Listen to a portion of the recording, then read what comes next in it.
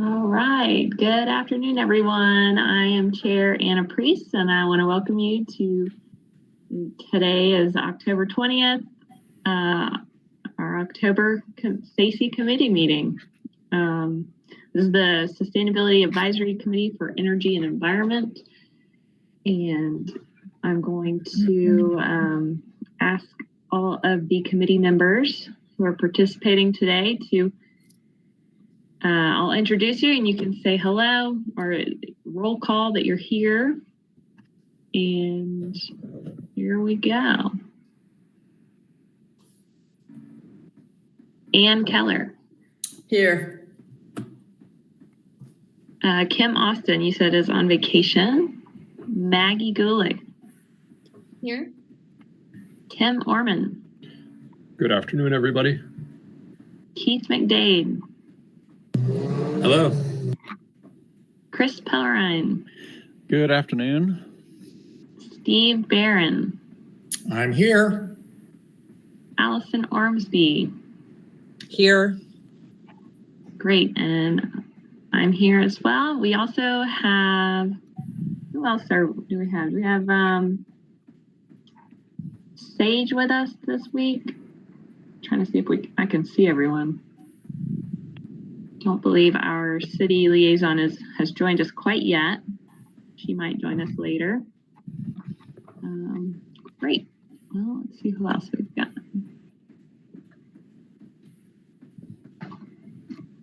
Sorry, it's trying to share my screen here. I don't want to do that.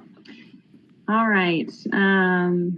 Let's see. So our first agenda item is to approve August minutes. Has everyone had a chance to review those? And are there any questions or comments?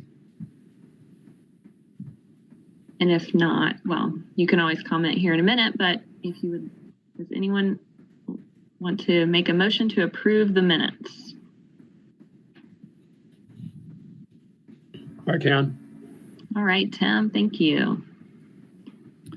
I'll second it. All right, Ann seconds it. Are there any edits? All right, great. Well, we will take a vote to approve. And again, I'll call your name and you can say yay or nay. And we'll go down the list. I'll approve. I say yay myself. Ann Keller. Yay. Maggie. Yay. Tim. Yay. Keith. Yay. Chris.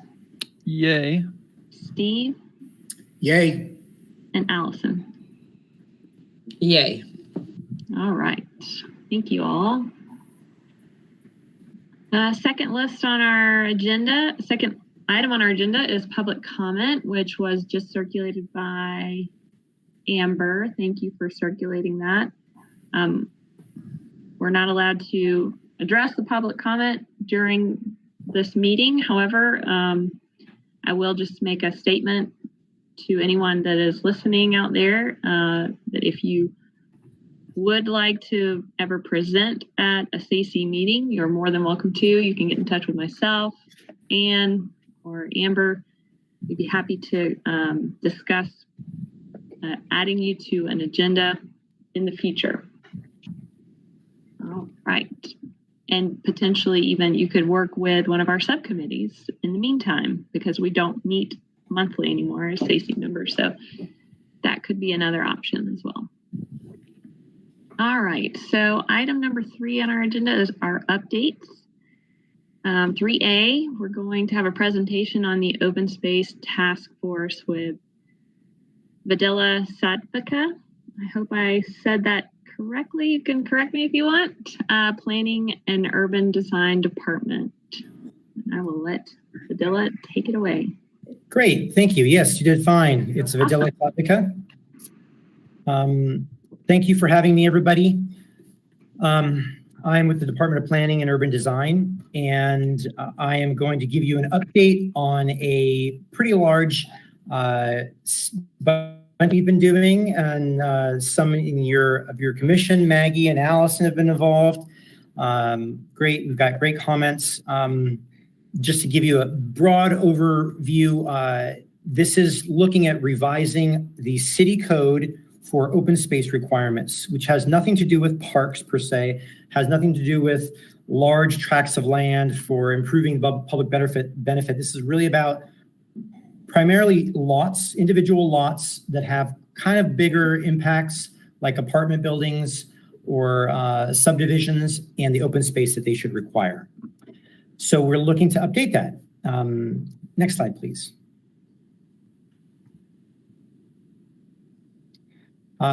This is just the purpose. You can read it at your leisure. I just highlighted the language at the end to highlight that we're really trying to do a lot with open space standards. And I'm showing the scale because ultimately this all comes down to balancing sort of human, what I'm calling urban needs, social needs for us. In some cases, they don't look very natural. They may be hardscape plazas. And it's trying to balance the green and stormwater and wildlife. And that's a tricky thing to do.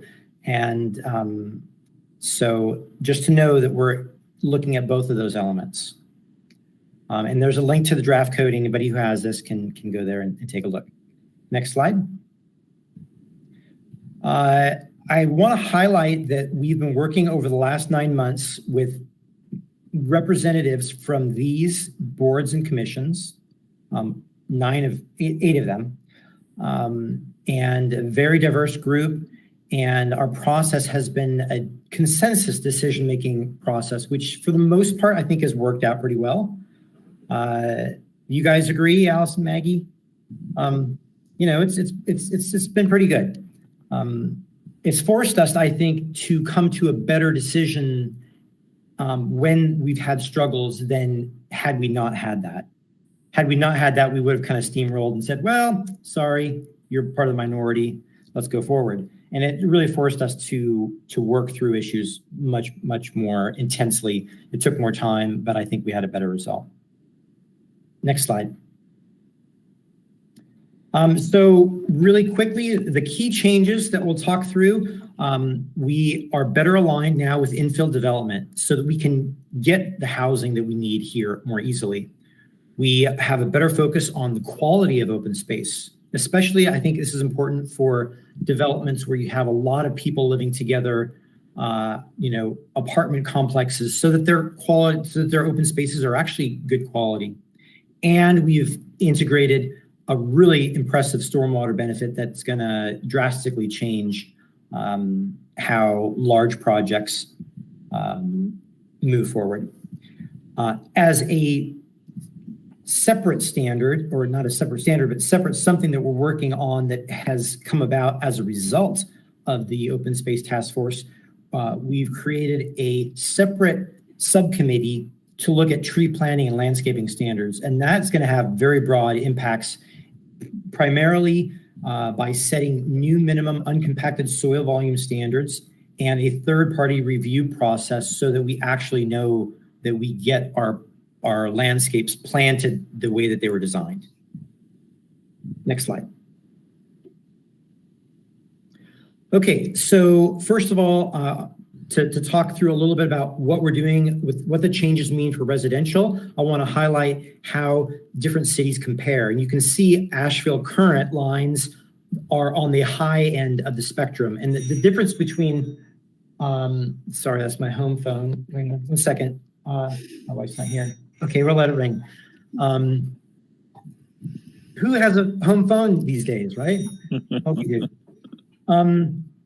So the difference between current and proposed here is that current is kind of a minimum standard. So some projects that are multifamily are actually required to provide an outlandish amount of open space such that it's not feasible.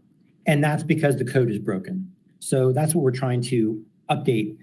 Under the proposed, the 5 to 50, basically, it's not a requirement. It's incentivizing projects to do better design. So you can get to lower amounts if you do stormwater management and good design. Next slide. Before you go to the next slide, could you translate that metric into a sentence for me? Like, what does it mean, 5 to 50%? How does that relate to, is that square footage of a lot? Like, what does that mean? It's 5 to 50% of a parcel is required to be provided, to be designated as open space. So I'll talk it through in specific examples in the next 3 slides so you can see what it means. Thanks. Because you're right, here it's not very helpful. So this is a typical infill example today where what you see is 2 blue buildings. The one on the top is an existing structure, and the one below, a property owner and developer is wanting to add that building. And today's regulations would require them to make 34% of the lot. So, 1/3 of the lot, or 1/3 of the lot, open space. The whole back part where you see the arrows, that's parking requirements. So effectively, they wouldn't be able to do this. And I think this highlights how it's really broken. This isn't to say, of course, we want to incentivize more small building footprints, but this is just too much. So what we're proposing, next slide, is between 5 and 10% of open space. You can do 10% open space, but if you meet a higher standard, which means you have a flatter site so that it's more accessible to everybody, seating, more of the open space is in one area, then you can get away with less.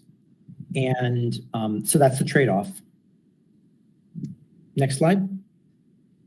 Here's another example, but in a subdivision. So under today's standard, you have to provide 20% of all of your subdivision land as open space, but you can kind of squirrel it in behind parcels so that it's not easy to get to. It can be on quite steep land, so that maybe you wouldn't be able to access it if you're not really healthy and fit.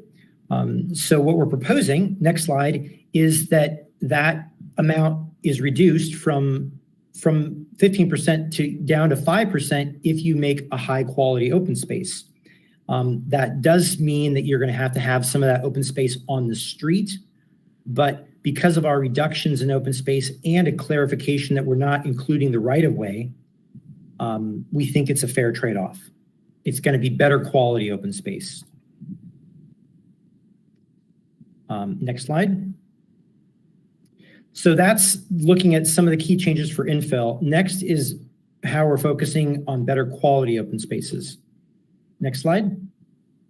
And this is what it comes down to. You can reduce your open space requirement by 5% if you meet these 4 standards. It has to be mostly contiguous. It has to have a regular shape. It has to be flatter. 75% of it has to be less than 5% slope, and you have to provide seating. That's a ratio to the size of the space. And what we will see is, next slide, I just have some images of the idea that the types of places that we're looking at, they're going to be relatively flatter. They still may have lots of green and trees, but they will be more social spaces. And that's something that we basically don't get today because the way that the code is written, developers can relegate open space to marginal land, and so it's not serving a social purpose. Next slide. And then the last key change is this environmental benefit. So if you go to the next slide, what we have today is state statute has a very restrictive language for all cities in the state that basically says, as a city, you can only treat additional newly created impervious areas. So if you go from a parking lot like this Kmart to redevelop it and you just put in a couple trees, you are reducing the impervious amount, and therefore you can't require that developer to comply with our existing stormwater regulations. So we are making a pretty creative workaround, next slide please, that says for large projects, if you're 1 acre or larger, you have to provide half of your parcel. 50% of it has to be open space, which is a lot. And we know that most people will not want to do that. So the option is you can choose to voluntarily include stormwater treatment for your site. And if you do that, you can reduce your amount of open space to what you normally would have been able to do. And like in the Kmart example, it probably would have been mixed use. So you'd go from 50% to 10%, or it would be non-residential, which is commercial, same thing. So we will likely see all projects over an acre have to incorporate either storm tech systems, which are subterranean systems that capture stormwater and slowly release it, or hopefully they're going to be more creative and do these above ground types of stormwater treatments that we see like at New Belgium, where you can see ponds and things like that. But you don't have to do that because our stormwater standards don't require any particular technique. They just require that you capture a certain amount of water and treat it for a certain amount of time. Vidila, can I ask you a quick question? Sure. How do you imagine the proposed change in stormwater control, stormwater regulations, I guess, that the legislature is considering might undo this, or is this effective regardless of that because it's a voluntary promotion type of thing? Exactly. Our understanding and legal has given us support with this because it's a volunteer action. They're not required to do this. So the city is not forcing anybody to be more restrictive than what the state allows or provides for municipalities. But if they don't want half their parcel to be grass, they're going to do that. I think I only have 2 more slides or 3 more slides, so let's see here. So in summary, the key changes will support our need for housing. They'll make better quality spaces that will support our sociability and our human needs, and will address local issues related to climate and nature, is how I'm couching it, stormwater. So to put this in a flow chart, next slide, please. What you see is on the far left, you got your open space requirements. I know this is kind of hard to read because it's small, but then you're breaking down into either your large parcel on the top, 1 acre or larger, or you're down below 1 acre or less. If you're 1 acre or less, your standards are lower. If you're 1 acre or more, you can see that most of your development is 50% of the parcel is open space. But you can see that little yellow box there between the two. If you provide stormwater or actually affordable housing, what we're saying is affordable housing is exempt from this. So you do one of the two, then your open space requirements are lower. And then if you additionally volunteer to have these improved designs, you can reduce your open space requirement a further 5%. And I'll just highlight that these percentages are basically in line with what we have today on the lower end. So today you can, if you're commercial, you can do 5% open space, and many other cities do that. So I don't think we're giving away the farm or whatever the analogy is, but I think we will be getting better quality open space and some environmental benefits for it. Last slide. So this is our schedule. We're going to the Planning and Zoning Commission in a couple of weeks, and then the council in December. We have links to the draft code and to the user guide, which is basically what I showed you with the flow chart. And with that, I'll open up to any questions. Yeah, Vidila, do you think you could tell everybody why the task force was created? Sure. We found that there was not a lot of consensus, and we were slated to go to council. I was we were at the council meeting, we were on the council agenda, and some people, I don't know how many, were emailing with council, and council kind of freaked out and was concerned that there wasn't more buy-in. So we took it off the agenda, and we talked, and we thought that a good approach would be a task force with everybody, because our previous approach was we would meet with, maybe the affordable housing group and get their buy-in on one thing, but then we'd meet with UFC, and they would have a different perspective, and they weren't talking to each other. So although it took us 9 months, we went through a lot, and I think,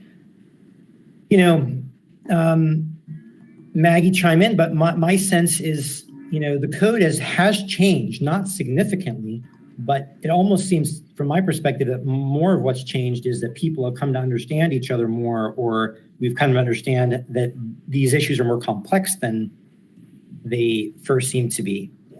At any rate, that's my sense of why the task force was created.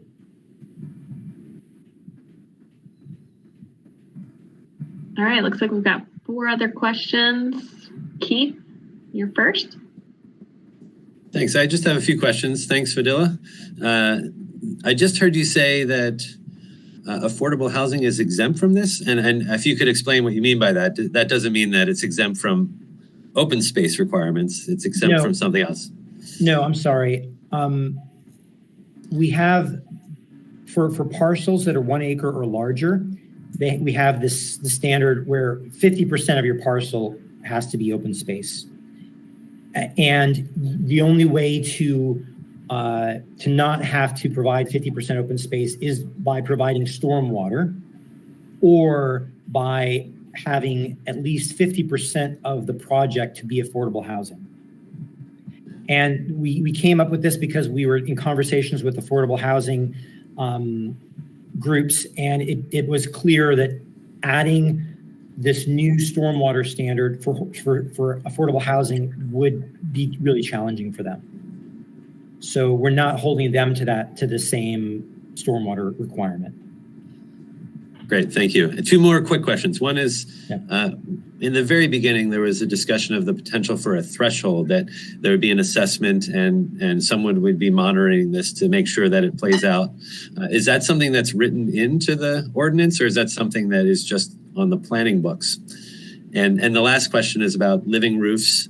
And I remember there was something about you needed to access the living roofs for them to count as open space. And I'm just wondering if you've developed that more so that there's more incentives for living roofs around Asheville for stormwater purposes. Thanks.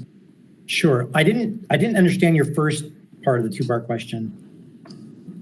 I'll repeat it. I'm just wondering if this is an interesting development and it's trying to accomplish a lot of things. And I'm wondering if in time, the planning department reviews how this is playing out to see if it's actually working and meeting the objectives. If the seeding requirements are actually good seeding, if the habitat isn't being pushed out in ways that we didn't anticipate, or whatever it might be. And is that something that you write into the ordinance, or is there something on the planning book? Right. No, that's not part of the ordinance, but data collection is, we have a new department that's focusing on that and helping us to monitor and create systems to keep track of that. So that's something we need to do, but it hasn't been developed as part of this code. And green roofs and living roofs are allowed as part of open space. What's tricky is open space is not always open to the public. It has to be provided to a certain project.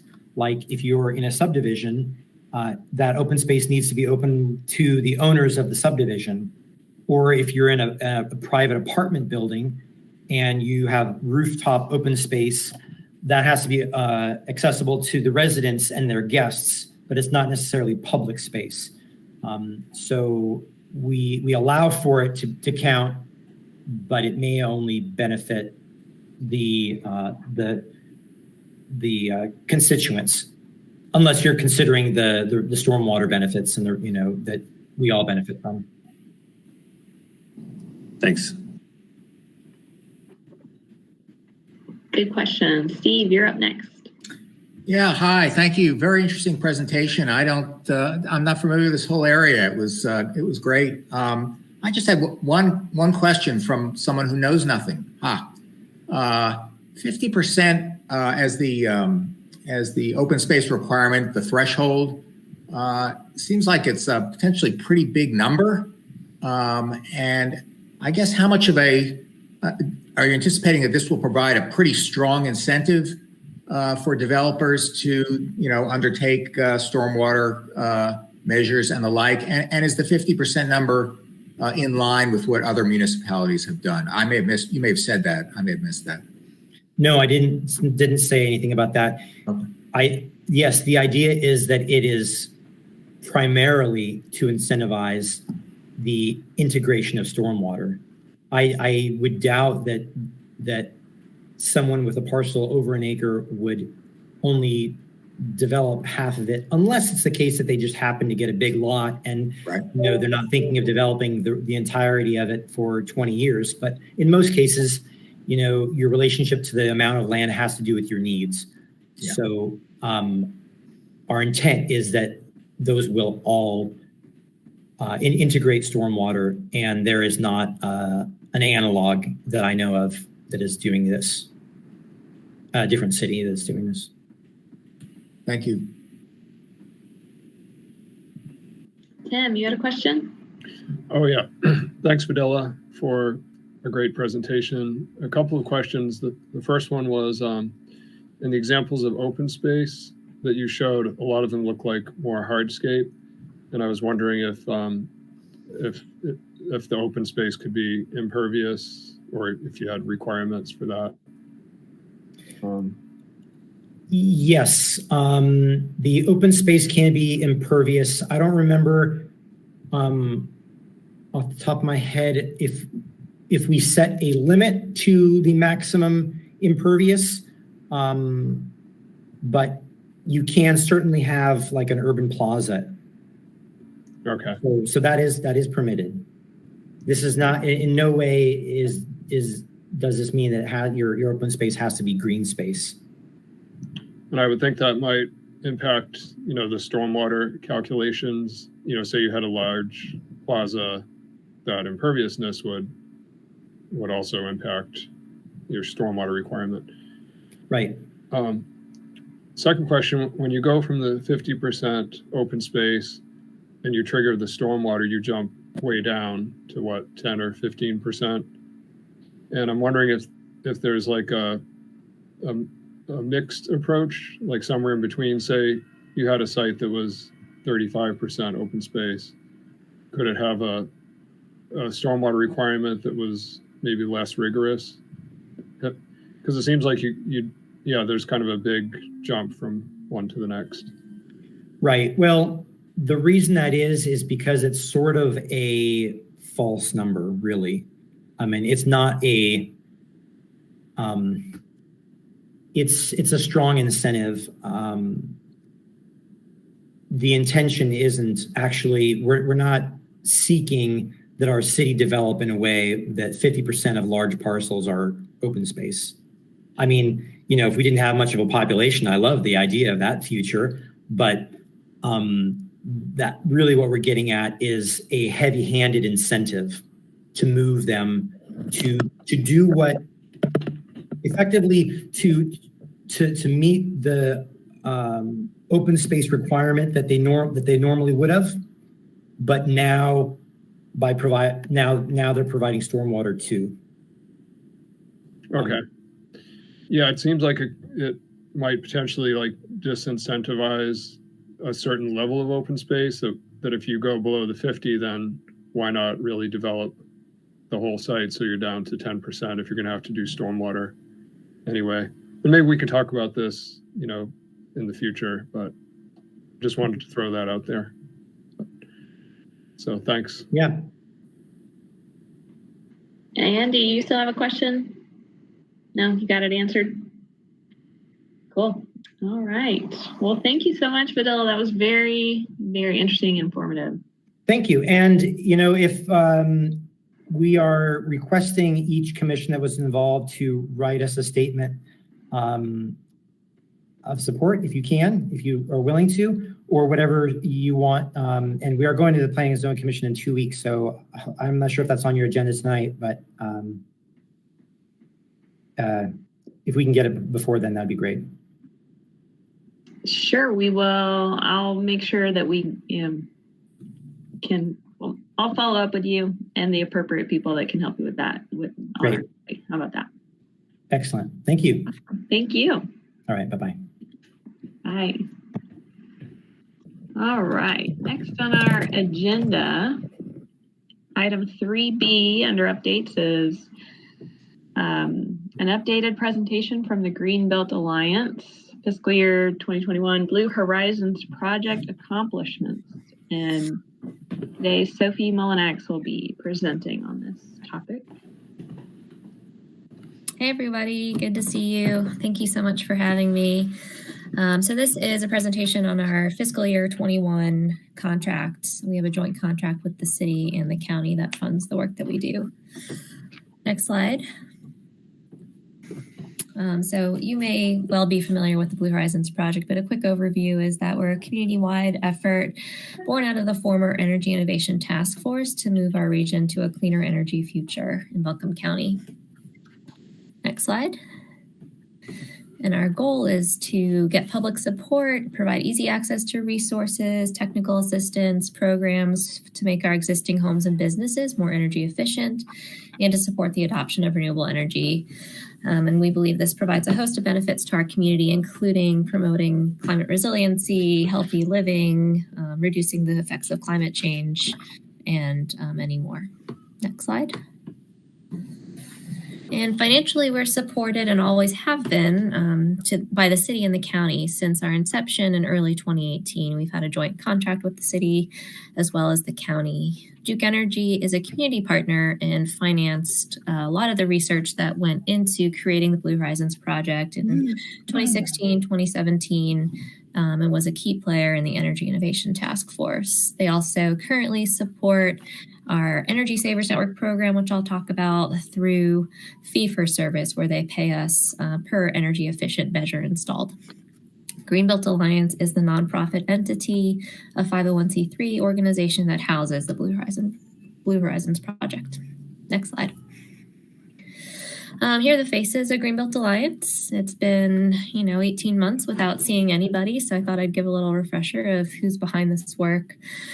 We've got 10 staff. We actually grew over the pandemic, which is a funny thing to me to, we're doing so well and we're doing really, we're keeping really busy. But the Greenbelt Alliance Energy Savers Network team is on the right. Our operations coordinators on the bottom, Amber, myself, and then Beatrice, Nathan, and Samrock Eastis on the left are the primary implementers of the Blue Horizons project. Next slide. This is a bit about the work of the Blue Horizons project. So outlined in our scope of work with the city and the county, we implement and provide technical support to administrative support to the Blue Horizons Project Community Council, which supplanted the Energy Innovation Task Force in 2020. The Energy Innovation Task Force concluded and had its last meeting in March 2020, just as the pandemic was coming into play. That caused a delay in getting the Blue Horizons Project Community Council off the ground. They met for the first time in November 2020, and they meet monthly. Energy Savers Network, which is a free, no-cost energy efficiency upgrade program for low-income families in Buncombe County, making 200% of the federal poverty level or less. To date, we have weatherized nearly 1,000 homes in Buncombe County since 2016.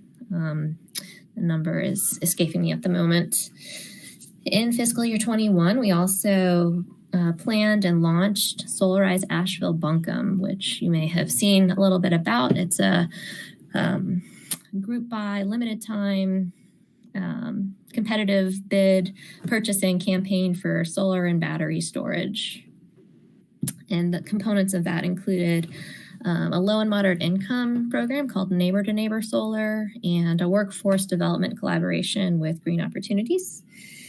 We also worked on commercial energy efficiency and provided consultations and technical assistance and referrals to energy efficiency programs for the commercial space.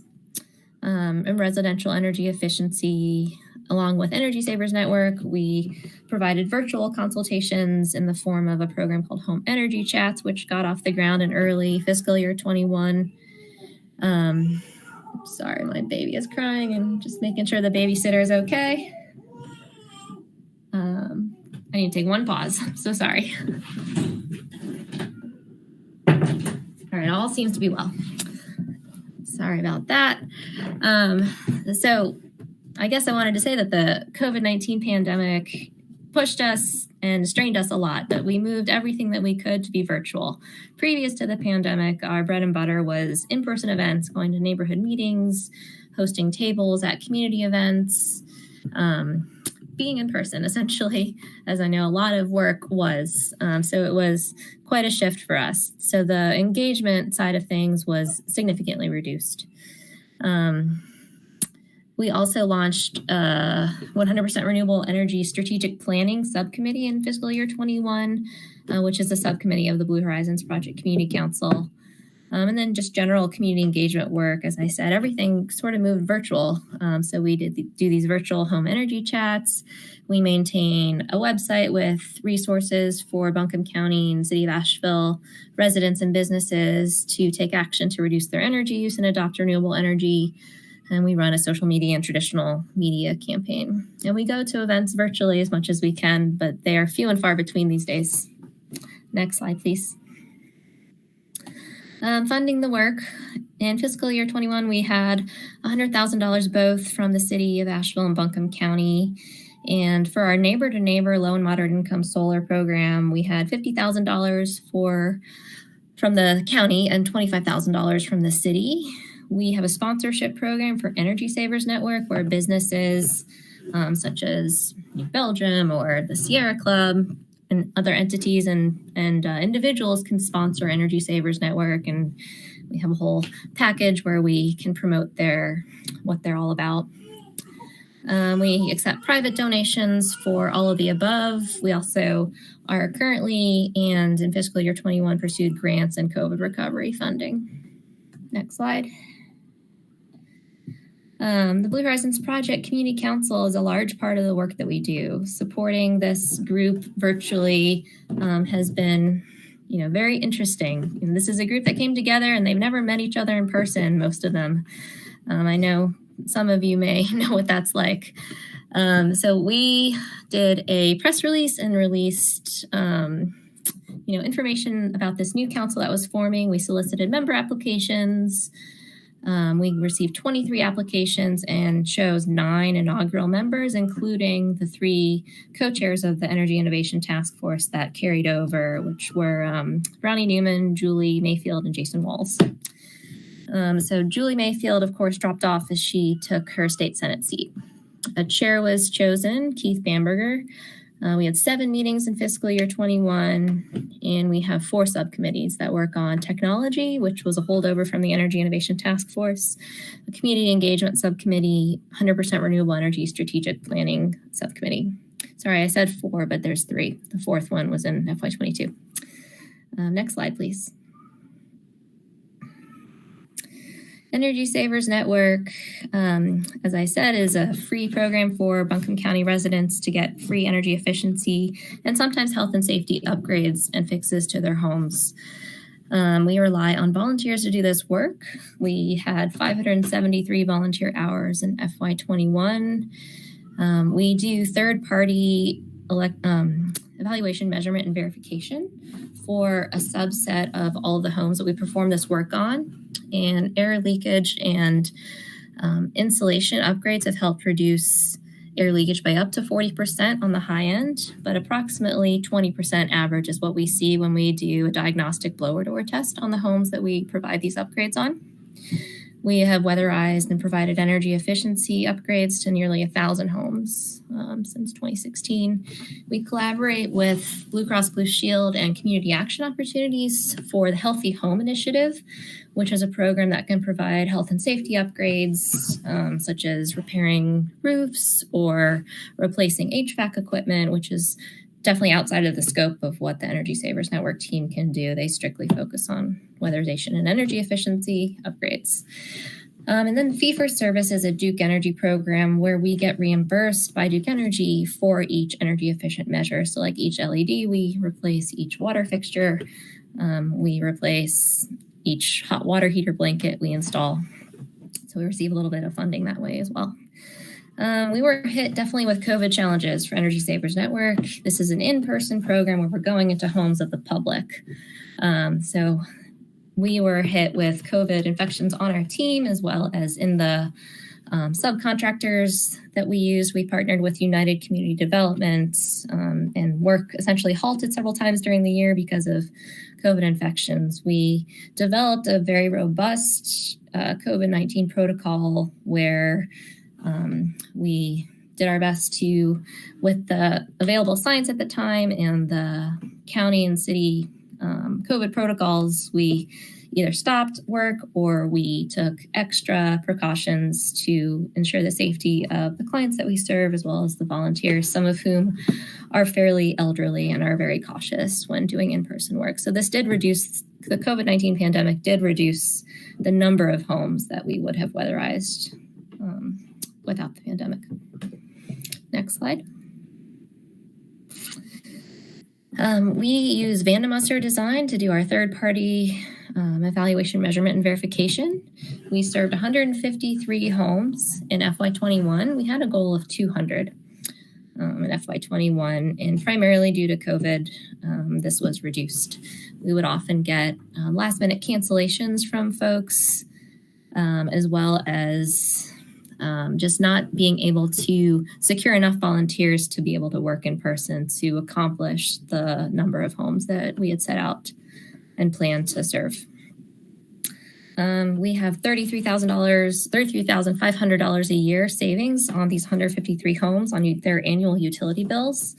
Greenhouse gas reduction has been calculated at 120 tons per year. We had 573 volunteer hours.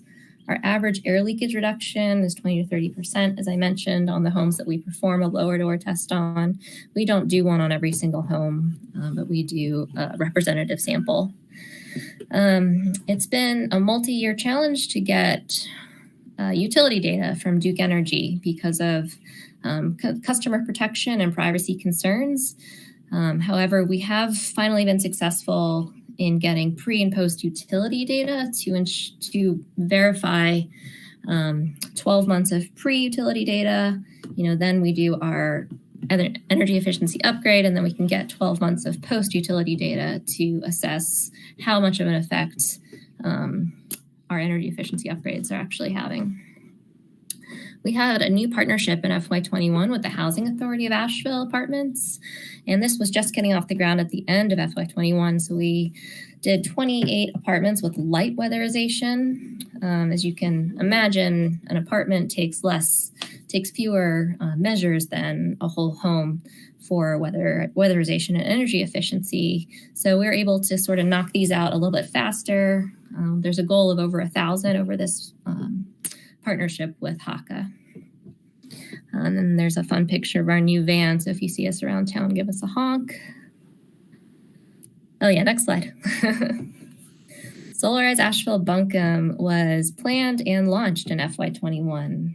So if you're unfamiliar with Solarize campaigns, they are limited time group purchase campaigns designed to reduce barriers to solar installation, reduce costs for program participants, and make the process of going solar easier and cheaper for everyone who participates. We released an RFP for a solar installer with our partnership with Solar Crowdsource, which is a company that just does Solarize campaigns around the country, primarily the Southeast. We had a solar installer called Summit Solar win that RFP to provide residential, commercial, and nonprofit solar energy systems. Solarize campaigns are far and away primarily residential across the country. We see this. As of the end of FY21, we had 582 folks sign up for an evaluation on their home, and 102 contracts were signed. The Neighbor to Neighbor program, which I'll talk more about later, is our low and moderate income program. We had completed 1 installation in FY21, but had 8 folks under contract. Next slide. So early in FY21, we put together a steering committee of mission-aligned organizations to plan and design and work on the Solarize program and sort of steer it through its various points, whether from launch to close. So it launched on April 7th, 2021, and it will end officially on December 31st, 2021.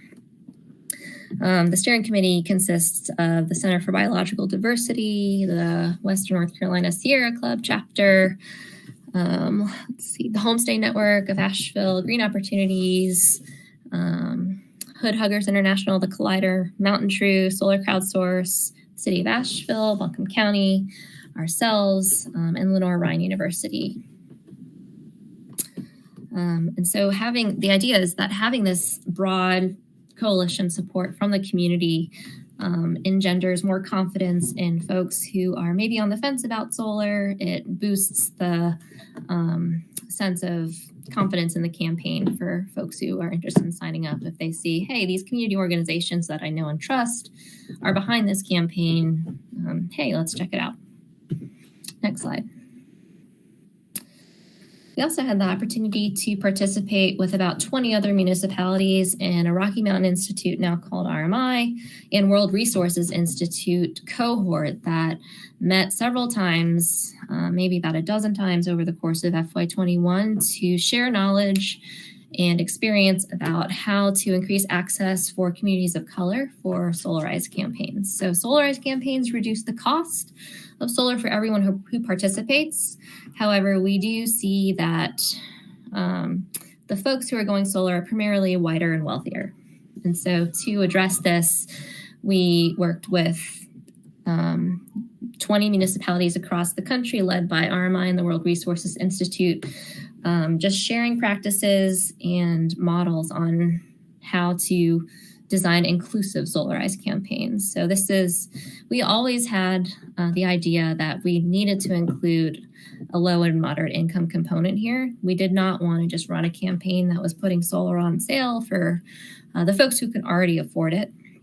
And so this partnership with RMI and the World Resources Institute, I think, was really crucial to support and iterate through different ideas we had, because we were able to meet in small groups with other municipalities to create the model that we currently have, which I'll talk about more. From what I hear currently, as of this morning, our Solarize campaign out of these 20 American cities has far and away the most successful Solarize campaign in terms of megawatts committed to be installed. Yes, go Asheville. As well as the success and impact and, innovative design, I guess you could say, of our Neighbor to Neighbor program as well. So we're excited to circle back with these folks and share knowledge. We have done one consultation, just completely sharing our process with the city of Santa Fe. They're getting ready to launch their own Neighbor to Neighbor style program as well. Next slide. So more about Neighbor to Neighbor. It is real small. I'm so sorry about that. But the blue box is our income qualifications.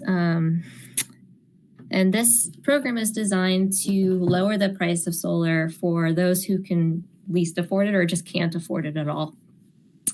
So we found that even with really great financing, folks cannot really, low and moderate income folks still have a really hard time at affording solar. So you still need to make a down payment if you're financing. If you're low and moderate income, you're less likely to qualify for any sort of financing. So there's extra barriers for low and moderate income community members when they're trying to access renewable energy. So we, with funding from our city and county partners, as well as individual donations, were able to fund 8 contracts for solar installations for neighbor solar, and one installation was completed. The income qualifications were based on area median income. So we qualified folks making 0 to 70% area median income as low income for our program, and 70 to 100% as medium or moderate income. We had 120 people sign up for this program, and we called or tried to email every single one of those. We did find that we had the best success in finding clients through word of mouth and with folks who have boots on the ground in the communities we're trying to serve. So we received a lot of referrals from Brenda Mills and her contacts in the city, as well as Dwayne Barton in the Burton Street neighborhood. And we're committed to focus primarily on families of color and formerly redline neighborhoods as well. So the qualifying criteria include income, as well as the structural readiness of folks' homes for solar. So of course, sun exposure. If they've received energy efficiency upgrades through our Energy Savers Network program already, that's a plus as well. Pairing energy efficiency with solar is always the way to go if possible. All of these systems, for simplicity, are 3.55 kilowatts. And for your average American household, this will not offset 100% of use. However, for the families that we are serving, it is offsetting a very sizable portion of their use and permanently reducing their utility bills.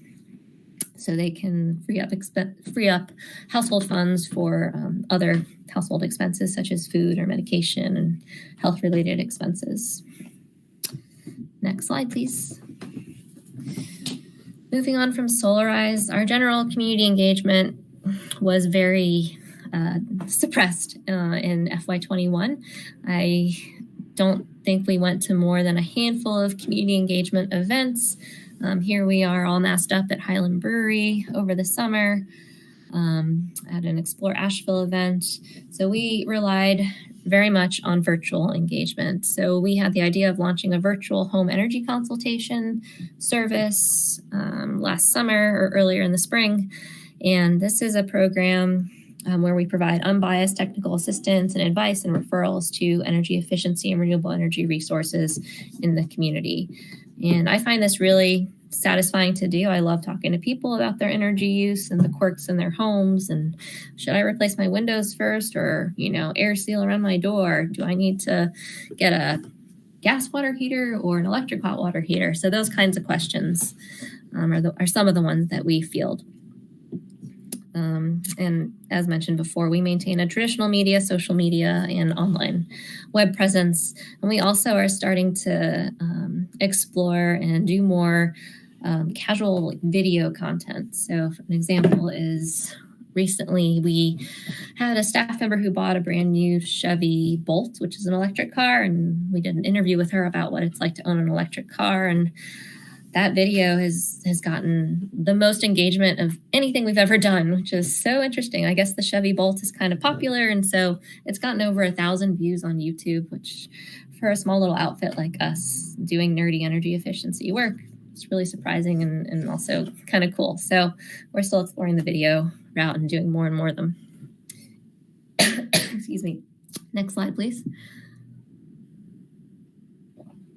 In FY21, we did 2 commercial property consultations. One was with the French Broad Chocolate Lounge and Factory. They were in the process of renewing their B Corp certification, and so we provided consultation and referrals to energy efficiency programs with Duke Energy for their B Corp certification, which is you all know what B Corp is, I'm sorry. And then we provided technical assistance to the Homeward Bound Days In project. So we met many times with Santiago Selly, who is the manager of properties basically at Homeward Bound, and walked through the new hotel that they're in the process of buying and identified ways that we could assist them in terms of weatherization, or possibly even helping them fundraise for a solar system down the line. We also connected them with Land of Sky waste reduction partners and Duke Energy programs to sort of pull out all the stops to make sure that their dollars were well spent in terms of trying to house homeless folks. We wanted to ensure that they are getting the most efficient housing as possible in that kind of untraditional space. We partnered with South Faced Institute in FY21, which is an organization similar to Greenbelt Alliance in promoting sustainable practices in building and renewable energy based in Atlanta. And they have a better foothold in the commercial energy efficiency space. And so we utilize their experience and expertise to help develop some messaging on energy efficiency for commercial businesses. Next slide. We embarked on 100% renewable energy by 2042 strategic planning. This is a new subcommittee of the Blue Horizons Project Community Council, and we hired a project manager for this for a 2-year timeframe named David Gordon.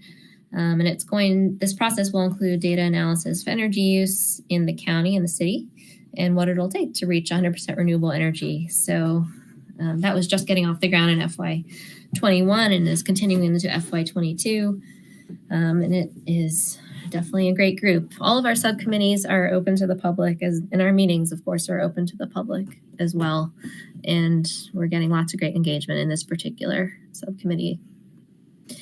Next slide, please. I believe this is my last slide. So our major takeaways from FY21, community connections are still possible during a pandemic. And while we had a lot of challenges with COVID personally on our staff and also having to move everything that we were doing in person online, we still had a very successful year. We grew in numbers and our scope expanded as a staff.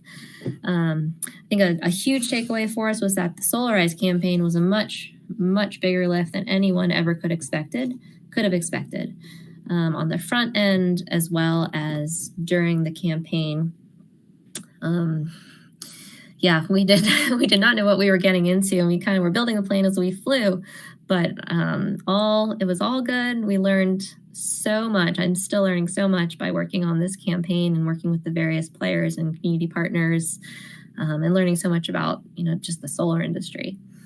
Another lesson learned, I think, also related to Solarize is that we need to do more to work with our local solar community. When we released that RFP for the solar installer, we didn't have a single local installer bid, and we learned after the fact many of the reasons why they were not able to bid. And so we are committed to working toward better partnerships and supporting our local solar installer community for future Solarize campaigns as much as possible. And we're ever grateful for the support of the city of Asheville in the work that we do. We absolutely would not be here without you. I'm happy to take any questions or comments. Great presentation, Sophie. Thank you so much. Yeah, thank you. And I had a quick question. What is better, gas or electric hot water heater? Well, what do you think? I'm in the market. I'm looking at the hybrid, actually. Yes, get a hybrid. And hybrid doesn't mean gas and electric. So in our home energy chats, we always encourage efficiency first and then electrification when possible. So whenever you're replacing an appliance, we do encourage getting off of natural gas as much as possible. It is a fossil fuel, and I'm no electrical engineer or technical expert, but I am told that burning natural gas at the source at an appliance is much less efficient than burning natural gas for electricity to be used on the grid. Maybe Steve knows or someone else in this group. And we also are seeing that our electricity sources are getting cleaner every year. For example, the Lake Julian coal plant is no longer. We're now on cleaner burning natural gas. We have renewables added to the grid every year. Electrification is the way to go. Yeah. It pairs nicely with going solar as well. Exactly. Solar is not going to help your gas hot water heater. Yep. And a hybrid hot water heater, while we're speaking about it, has a 3-year payback with typical use. So you pay more up front. It's a pretty fast payback. And credits, right? I think there's some tax credits. Yeah, there is. What I heard. Mm-hmm. So, all right. So I think our first real question is from Keith. Go ahead. Thanks so much, Sophie. You're doing amazing work. And I just have two questions. One of them is about the continuation of supporting the solar industry. And I'm just wondering, given the contagion and the, probably the excitement, and as more people get solar, more people want solar, it may be too soon to say, but what are the plans, or what are you thinking about for future Solarize or solar support? And the other question is about membership cycles on the Blue Horizons Community Council. How long are people on that, and when do those spots become open again? Mm-hmm. If you can answer that. Yeah, I'll answer your second question first. It's 3-year terms. We are working to stagger the terms as much as possible because everyone started at the same time. And I think in our charter, it may have some specifications about staggering the terms, but it is typically a 3-year term. We are currently below in numbers. I think we have 9 members at the time. We can go up to 13. We also have all white members at this time and are actively seeking more diversity and have some funds to pay people for their time, because we know that can be something that can facilitate more diverse participation. And as far as Solarize campaigns, so you may recall that in the Cadmus Group report on 100% renewable energy, it was recommended that we do a Solarize campaign locally every 3 years. I think that we have no firm plans, but I can see us looking at one in 2023, potentially. We do have plans to try and continue the neighbor to neighbor program for quite some time. We're starting to get some momentum currently with funding, where you've got a lot of realtors who are interested. The Land of Sky Realtor Association is really interested in funding 10 homes, which is just amazing. They're doing this challenge to fundraise for, it's like almost $100,000. So we're seeing some steam pick up. New Belgium just reached out and wants to send us a check for this. So we hope to keep that portion going for as long as we can. And we may put it out to bid again for a new, hopefully local installer after the end of the campaign. Thank you. Thanks very much. Thank you. Steve, you got a question?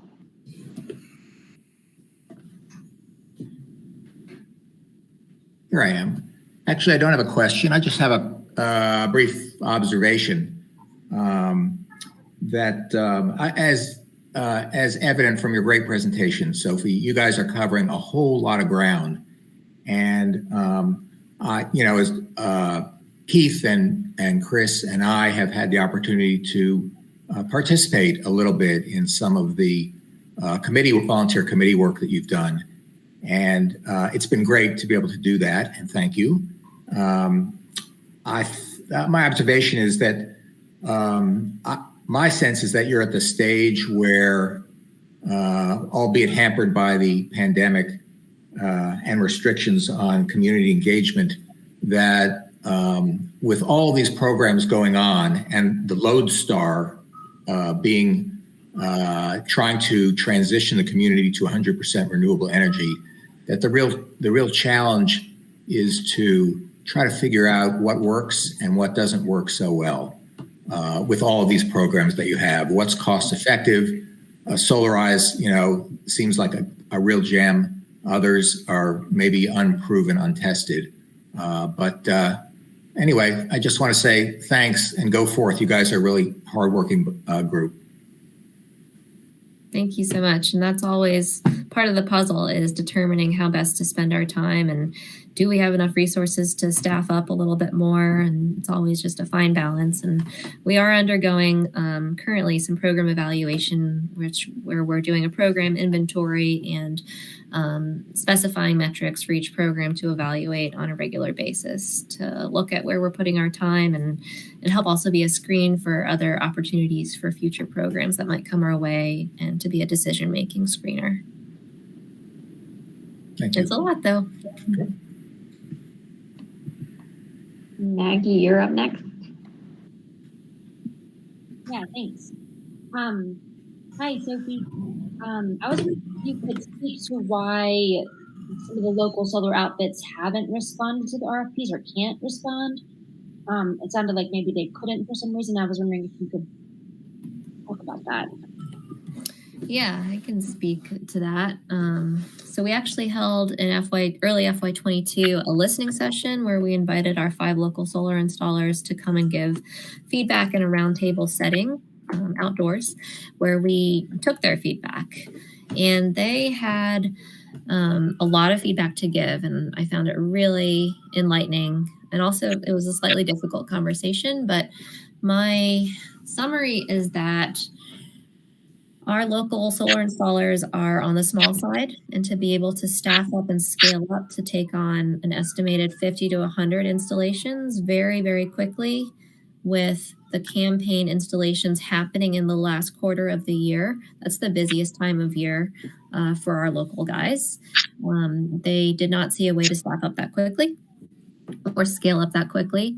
For example, Sugar Hollow Solar, which is a local installer, they only do about 100 installations a year.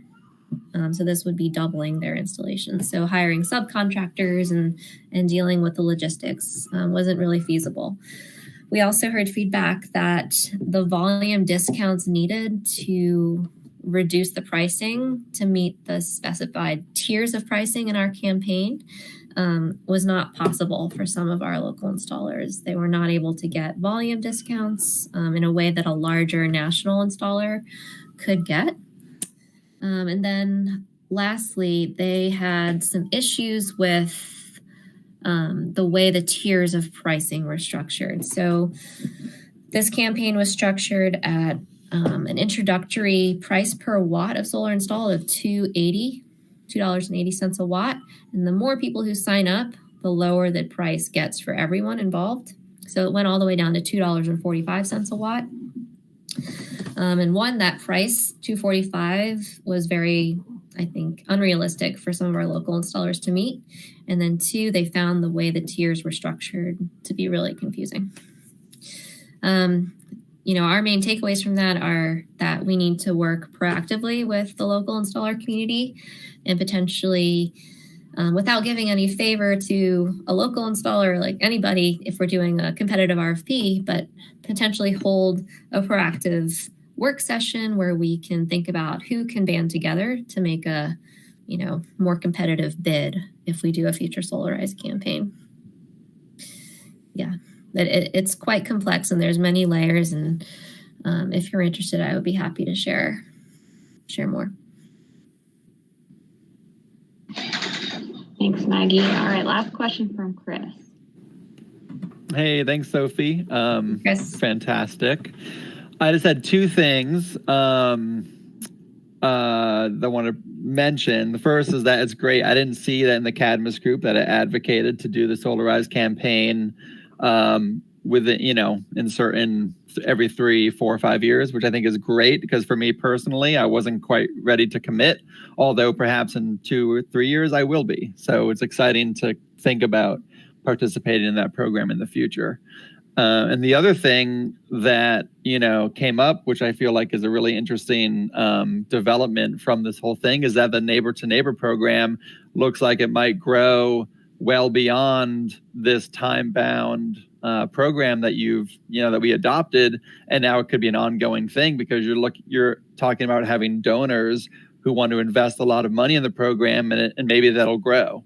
And so now you've got this really fantastic problem on your hands where you may end up with more money than you might know what to do with it as it relates to having homes to install them on. I think that's a fantastic problem to have, and I think it's a great way to serve that community. So I think that's great. Thank you so much. Yeah, there's a statistic from Buncombe County that we heard, and that only 2% of homeowners are people of color in Buncombe County. And to find in that subset a home that's viable for solar, has a roof that's less than 10 years old, and has good sun exposure, it's incredibly hard. So we've refined our process in vetting the leads that we have, and have established good community relationships to find sort of pre-qualified leads. But yeah, it's very exciting. I think everybody wants it to continue. There's nothing like gifting something like this to a family who is really deserving, and it does change their lives. That's great. Thanks. Thank you so much, Sophie. Great presentation and great work. Keep it up. Thank you all. All right, next on our agenda is item 3C under updates is presentation from the Stormwater Task Force. Ann Keller and Hartwell Carson are going to do the Stormwater Task Force recommendations. Hello, everybody.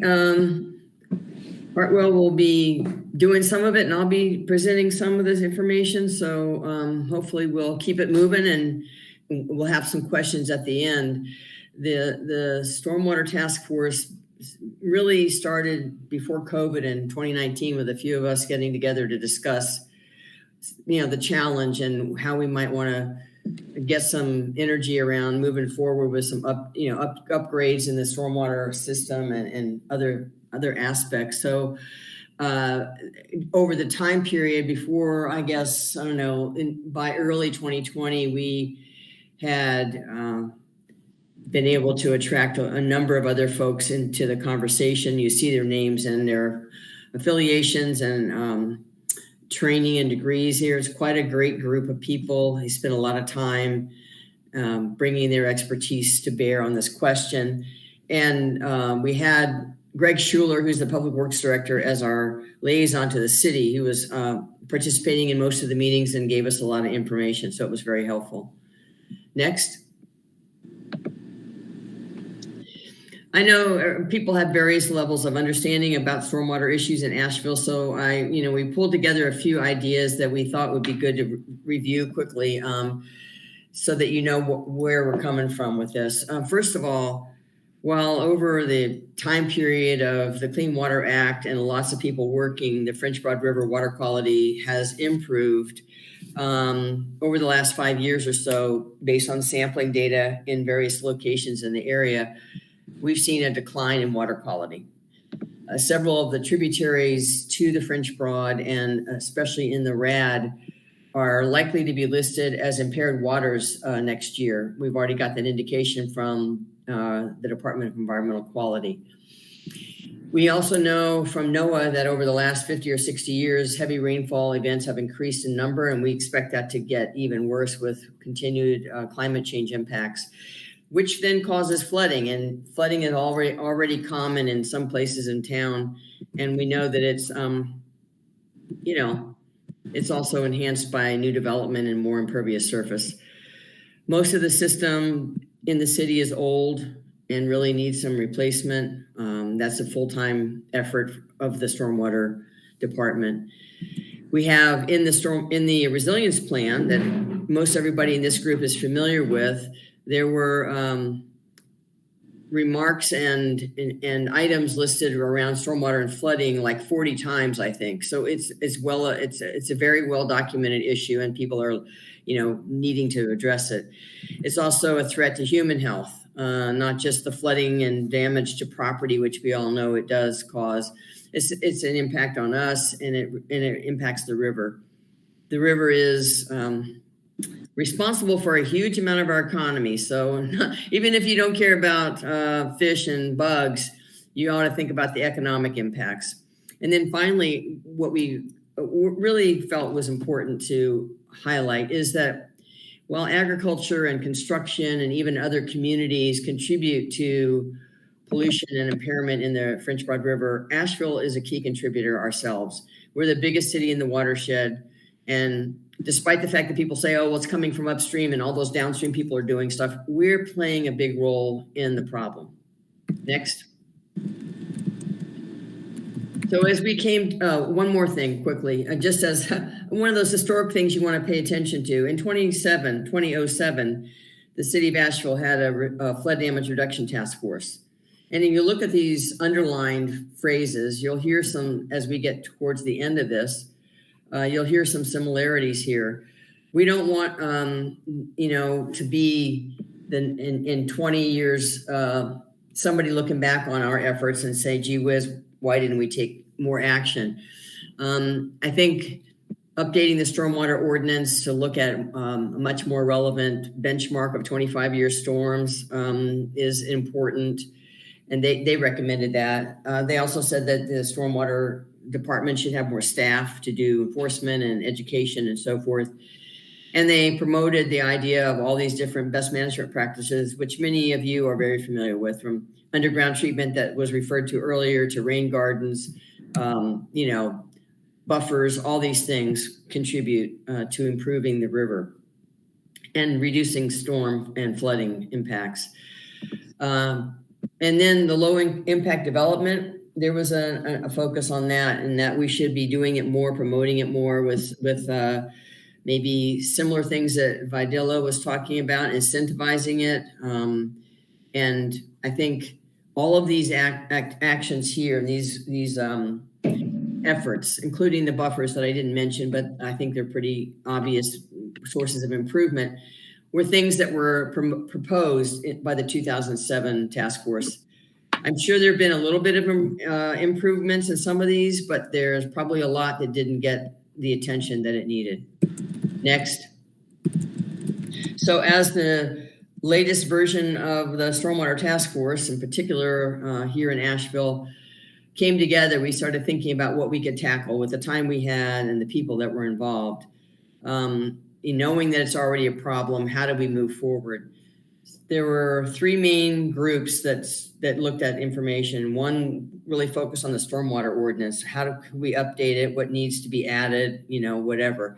Green infrastructure. How could we be doing more, using more green infrastructure in the city? What are the reasons that it's not more typically used? Whatever, just explore that and how that could have a positive impact on the river. And then lastly, the budget and fees for the Stormwater Department. Are we adequately paying for the services? Are we paying enough to cover what's coming in the future so that we can get ahead of the curve with climate change? Those were the groups, and we spent a good bit of time separately discussing in smaller groups and looking at data and trying to figure things out, and then came back together to report to each other and give each other feedback and so forth. So it was a really involved and interactive effort. Next. Hartwell, are you going to pick this up for the next few slides, please? Yeah, so kind of getting to the meat of it, and I'll be really brief because I want to leave some time for you guys to ask questions. We looked at the Stormwater Ordinance and really went through it with a fine-tooth comb, and I kind of expected to come up with the fact that it was, not good and needed a total rewrite, but that really isn't what we came up with. We found that there was some pretty good tools in the ordinance, and those tools just needed to be used and beefed up a little bit. And one of those tools was there was a watershed overlay zone in the ordinance that basically set aside it allowed for certain watersheds to have a different criteria or different set of standards that should be applied to them, but it was not a tool that was being used. So we're strongly recommending that be a tool that's used. So let's take a watershed that is impaired, recognize that it has water quality problems, and it should have an extra kind of set of protections built around it when you're looking at stormwater controls. We weren't too specific about what those standards should be. We really left a lot of it in the hands of the city staff to kind of define what those are, but we do have a few suggestions on what they should be, which is on the next slide. So, there's a lot of stuff that you can put to make better stormwater controls. Some of the most obvious stuff is, better ground cover. I mean, the biggest problems we see are construction sites left open, getting these frequent rain events and all of that mud washing off. So ground cover as fast as possible. And we also, bacteria is a big impairment of the French Broad and our tributaries. So our plan was to make our water quality, our best management practices, treat bacteria, which is kind of a higher standard. And we also looked at a bigger storm event. So, potentially designing best management practices to treat to a higher storm event. You can switch to the next one. The other tool that was in the ordinance that was really good, but isn't being used as much as we think it should, was enforcement. I mean, the biggest problem, in our opinion, the task force opinion, with stormwater is a lack of enforcement, particularly when you're looking at sediment runoff. And what the ordinance has is a pretty good chart in there that says, under these circumstances, we'll issue a fine. Under these circumstances, we'll issue an NOV.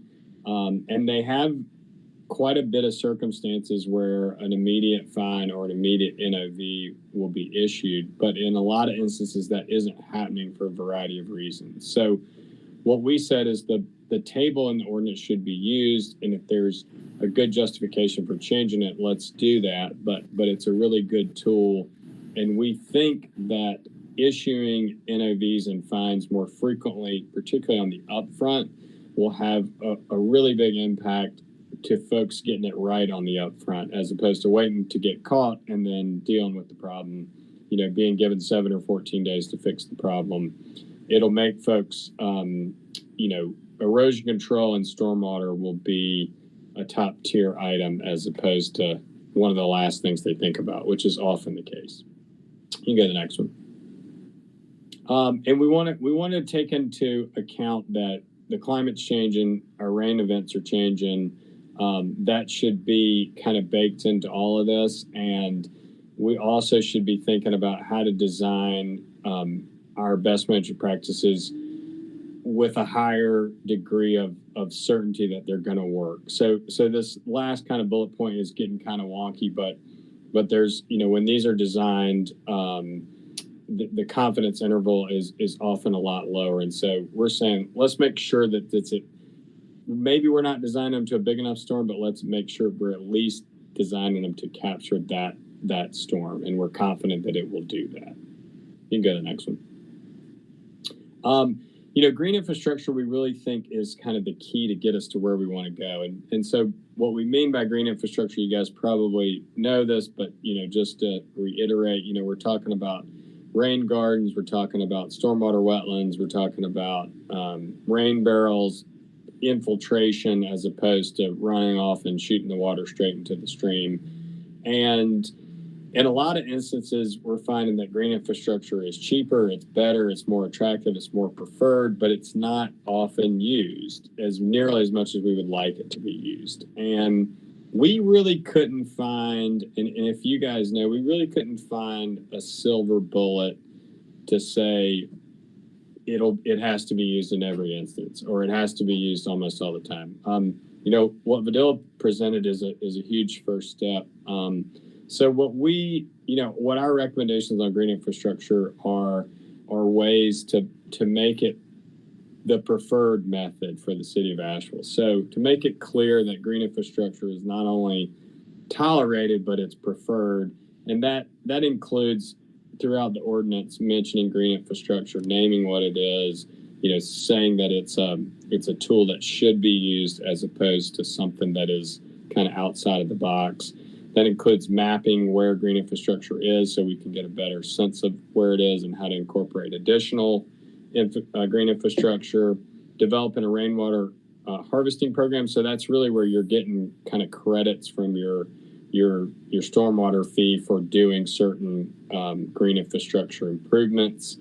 A density bonus for green infrastructure, fast tracking when green infrastructure is used, and really coordinating, at the city level, the city, really doing a good job to coordinate green infrastructure across a lot of different departments, because it isn't just a stormwater department. It's a streets issue. It's public works, stormwater. So it really it really takes a comprehensive look at it, which is, I think, a lot of the times the reason why it doesn't happen. You can go to the next one. So this is just a fancy graph to say what I just said. Green infrastructure and stormwater are, integrated throughout a lot of departments in the city, and without, those departments really working well together, I don't think we're going to get to the place that we really think we should. And, so we're, this is part of what we're doing we've had a bunch of meetings with city staff, talking to you guys, talking to, we'll start to talk to elected officials and really hope we can incorporate this philosophy as we move forward. Because I think most folks recognize it's important, but really, really making sure it happens is what we're trying to do. You can go to the next one. And I think this is where I pick up again. Thank you, Hartwell. Yeah. We did look at the question about budget and whether the fees are enough and whether we should have, more money devoted to this effort. Greg was helpful in that. We talked to him about what budget there had been and where he saw issues. We looked at the latest report at the time that was available. And we also then compared our budget and fees with those of similar communities in our region, like Greenville, South Carolina, Greenville, North Carolina, Roanoke, to see how that might, how we might fit in there. Next. Oh, this doesn't quite look the way it should, but I guess it'll work. I guess the translation from one version to another doesn't look quite as good. But the point is that you see where we fit in there.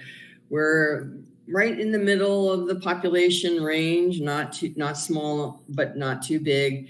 We have a similar budget to many of the other communities, except if you look down there at Greenville, North Carolina. 40 to 50 staff members at the current time. And if you look on the far right, you'll see the fee that's charged. This is a residential fee per 1,000 square feet of impervious surface, so that we could make a fair comparison across the board. And you see we're charging $199 for that 1,000 square feet. The high is $268 in Greenville, North Carolina, and Roanoke is the lowest. In some of these cities like Greenville, South Carolina, and Greenville, North Carolina are actually not as, mountainous. They don't have as much topography as we do. They might have farther ways to go, perhaps, to carry their stormwater, but they don't have huge volumes coming down range, I guess you'd say. And so that, we have a little bit of a different situation. Greenville, North Carolina did a rate study about, I think 3 years ago now, and came up with a clear understanding that what they were charging then versus what was needed over the next 10 or 15 years, the graph just started going from close to very far separated, where the trajectory was not in a good direction. And so their rate study was very helpful in that way. They went back and the city council did approve a big increase in their, I think a 20 to 25% increase in their fees, which came into got approval right before COVID, and everybody, like all of us here in Asheville, they stopped adding any fees and kind of held tight. So they haven't implemented it, but you can see they went, I don't know what the 25% less than $268, but 25% is a pretty big increase. So next, what our recommendations were about the budget and fees is that right now we're not currently staffed at a high enough level to do the work that needs to be done. Right now, people in the stormwater division are basically trying to keep their heads above water, trying to take care of replacements just when things come apart, and they're not able to get ahead. They're not able often to do the kind of work that they would like to do. We know that with development and climate, the pressures and stresses are going to increase. So the utility really does have to increase the level of services just to keep where we want to be, where we are now. And that's not even talking about getting ahead of the curve at all. It's just saying, if you're just barely making it now and things are going to grow, you got to plan for that. And then you got to add on the climate change impacts. So what we would suggest is that we have a budget increase, and maybe that the utility considers re-emphasizing some elements that they might be not focusing on right now because they don't have enough staff. Strategic planning, we talked to them and they said many times they would love to have more opportunity to plan thinking ahead, but they just didn't have the people and the time. We also think it's really important that they focus on water quality improvements and the implementation of the capital improvement program. There's a whole list of projects that don't seem to get implemented because there's not enough money or people. I think we have talked, as Hartwell mentioned, we've talked to the stormwater staff, the planning and development staff, and we had a meeting in the last couple of weeks with Kathy Ball and Greg and Mark Ryan, the new stormwater director, and some other staff. So we've had a good set of back and forth, and they've been very supportive of the study itself. Next, please.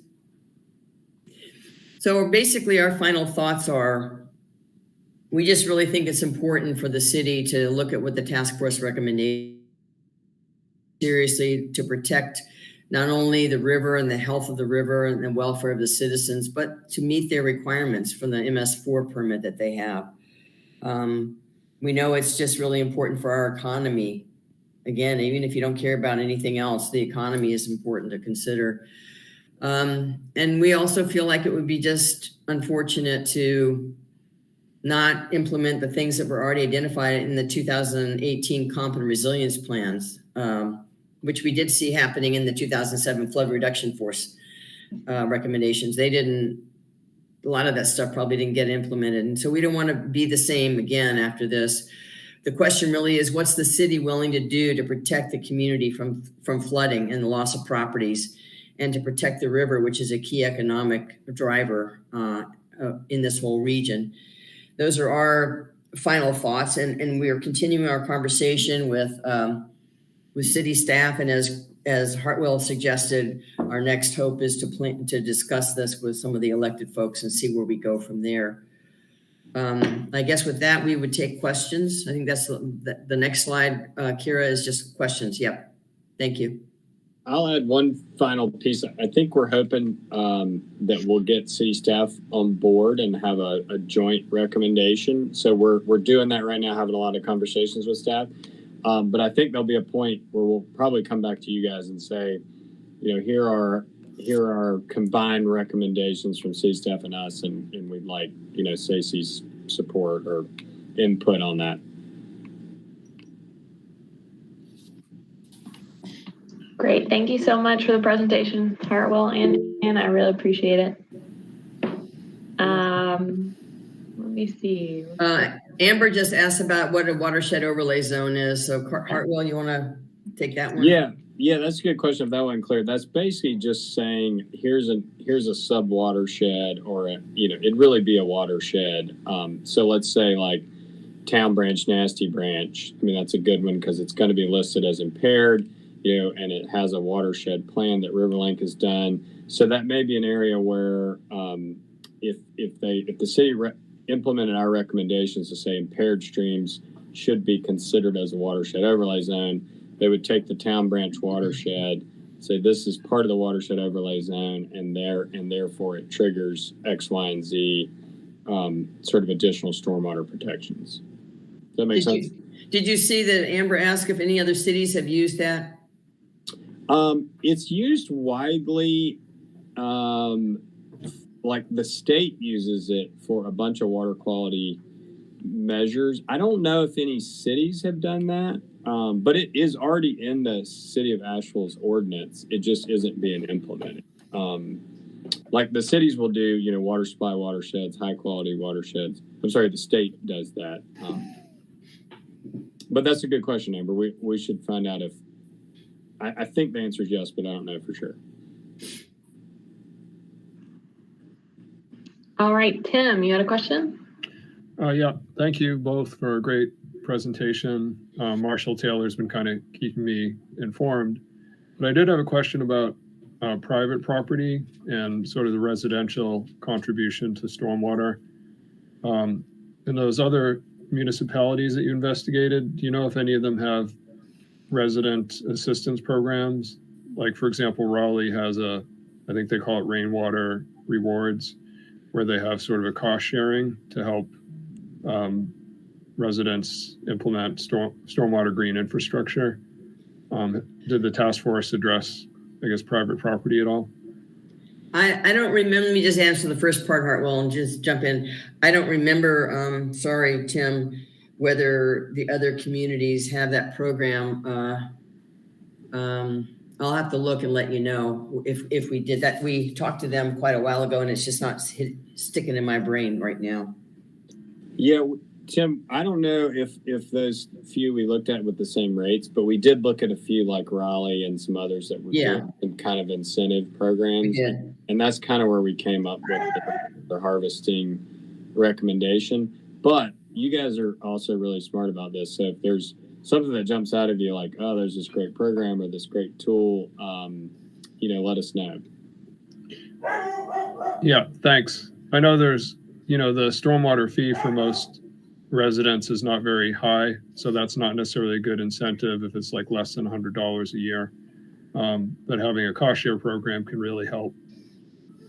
So, thanks. I think one of the challenges, Tim, we did talk a little bit about that with Greg, and I think one of the challenges, and with other people, is the money to do the cost share. How do you get that? And, so I think we definitely looked at Raleigh. I think Charlotte might have one too, maybe, but it's a little bit of a challenge for a community our size compared to them, I think. But yeah, Tim, we were thinking. I think we're thinking less of a rebate on your fee and more of what you're suggesting. I think that was more cost share recommendation. But to touch on Tim's point of, our stormwater fee is only $100 annually. If you increase our prices, there's not going to be a significant increase to the homeowner, but maybe a good impact for the city budget. Is that what maybe you guys are thinking? Because I'm kind of looking at it from an equity lens as well. Yeah, I think what we recognize with the fee, what we heard from city staff a bunch is we can't do everything we're supposed to do right now. So how are we going to do all these additional fees with no additional resources? And I think we realized Asheville is a little bit under-resourced, not significantly compared to our neighbors, but a fee increase is not out of the realm of right. what everyone else is doing. Right. And that would pay for some staff to be able to do some of this more work, it's not that many of them are not aware or interested, it's they haven't had the capacity to do the work. And that means more people and also some more money to do some of these things like, green infrastructure and other things that might sometimes cost more to get going. And I'll just hit on, the timing of it all is that the city of Asheville has a legal obligation to meet its stormwater permits. And one of the things in their permit says if what you're doing is not working, then you have to do more. And the fact that water quality is getting worse is indicative that it's not working. So we have a legal mandate, but we also have just it's the right thing to do to protect our river. And we have this economic, the increase in river usage is dramatically increasing while water quality is decreasing. So we're at this kind of pivotal point where something needs to be done. All right, Keith, can you keep your question brief? Because we've got 2 more presentations to go. We're running out of time. You're on mute. I'll skip my question. That's fine.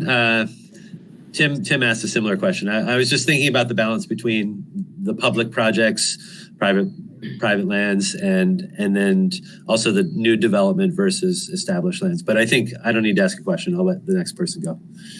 Great, thank you. And thank you so much, Hartwell and Ann. Great presentation. All right. Thank you. Next on the agenda is 3E, it looks like. We've got the Energy Working Group. Chris is going to give us a presentation or update on microgrid and energy legislation. Great. Well, thank you guys. I'll keep it somewhat brief and just give a quick overcap for those on SACE and to the public who may not be aware, but the working group that we have going met with a local volunteer group who's really enthusiastic about having a microgrid installed to support critical services. I believe critical services microgrid is what they're calling themselves. We met with this group twice this year, first time in March, and then most recently a couple weeks ago, just to simply listen and listen to what they have to say about, the advantages of a microgrid and where they think it can be installed. At the end of the day, there is an abundance of people with experience, personal and professional experience in implementing microgrids in other areas of the country, and they're looking at specific locations within Asheville, city buildings, to look at installing solar combined with a battery system to have a microgrid, which would support, at minimum, the fire and police station, which is downtown. Although when they first presented this idea, it was on multiple buildings downtown. So where we are now is that we've heard them, and they've been working with Bridget to get some data. And right now, I believe they have approval to do an energy audit of the police and fire station. So they've got a group in collaboration with UNCA, I believe, who will be going to that building to do a walkthrough of the building to understand the assets that are at that building, which would in turn inform, what may be needed as it relates to the energy needs of that building, so they can propose a project that makes sense to that building, right? At first, they proposed a very, very thorough system, which, although it was fantastic, the feasibility of it seemed pretty small to me personally. So that's a quick update on microgrids. I'm happy to talk more about that if you guys like. And the energy legislation, there's a link that clicks to, HB 951, I believe it's the name of it is. It was the first time I heard about it, although it's been around for a while and it's gone through a few revisions. At the end of the day, it has a pretty great outcome, which is the North Carolina Utilities Commission is going to come up with a plan to be, 70% carbon reduction from 2005 levels. And I believe there's a deadline to deliver that plan by the end of next year, if I remember correctly. And then furthermore, it also includes for the commission to come up with a plan to be carbon neutral by 2050. And I believe both of those plans were due by next year. So fantastic piece of legislation that in theory will produce a lot more renewable energy in the state, assuming the plan gets adopted, and that, the least cost method, which perhaps is controversial, will lead to some more renewable generation in our state to work us towards a lower carbon emitting energy generation state. So quick talking points there. Happy to discuss it more if we have time or interest. Awesome. Thanks, Chris. Does anyone have any questions for him?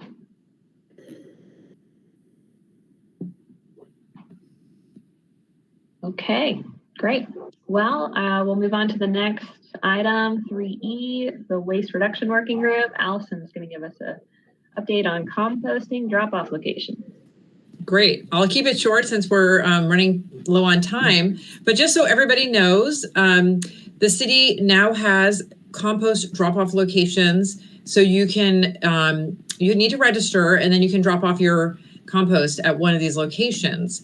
And I will actually put, or I think that Kira's going to show the website on the screen, maybe the city website. I was going to put it in the chat. But basically, you just register for your food scraps drop off. There you go. And then you get a little compost bin. And then you can drop it off at two different locations, Stevens-Lee Rec Center or the Buncombe County landfill. Another way you could get your compost bin is to do a workshop through Greenworks. And they have those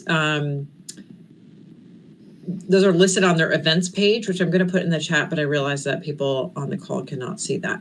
But basically, you just look up Greenworks events, and you will find the upcoming ones. There's one on November 4th. So the waste reduction subcommittee has been very busy. Maggie's on that with me. The WNC Food Waste Reductions Solutions Group has a website.